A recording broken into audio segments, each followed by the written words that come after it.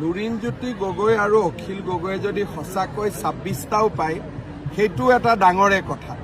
যিকেইটা মিয়া মুছলমানৰ সমষ্টি তাত কংগ্ৰেছ দলে প্ৰতিটো টিকেটৰ নামত ৩ কোটিৰ পৰা ৪ কোটি টকা ল'ব, যোৱাবাৰো লৈছিলে, আৰু প্ৰাৰ্থীবিলাকৰ পৰা ৫০,০০০ টকাকৈ লৈছে। যোৱাবাৰ মিত্ৰ দলে প্ৰতিদ্বন্দ্বিতা কৰা সমষ্টিটো এই ৫০,০০০ টকাটো লৈ পেলাই ঘূৰাই নিদিলে। গতিকে তেওঁলোকৰ গোটেই ব্যৱস্থাটোৱে টকা আৰু পইচাৰ ওপৰত আধাৰিত।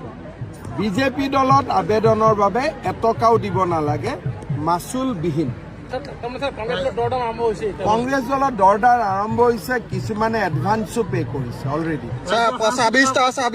২৬টা সমষ্টি লুৰিণজ্যোতি গগৈ আৰু অখিল গগৈ মাজত ভগাই দিব। তেওঁলোক কিছু অসন্তুষ্ট হৈছে, ১০০টাত কংগ্ৰেছে খেলিব। চব লুৰিণজ্যোতি গগৈ আৰু অখিল গগৈয়ে যদি সঁচাকৈ ২৬টাও পায় সেইটো এটা ডাঙৰে কথা। কাৰণ তেওঁলোকৰতো কোনো সংগঠন নাই, ২-৩টা পোৱাৰ কাৰণে তেওঁলোকৰ মানুহ আছে। যদি ২৬টা তেওঁলোকে পায়, আকৌ ২৬টা বিচাৰোঁতেই কষ্ট হ'ব।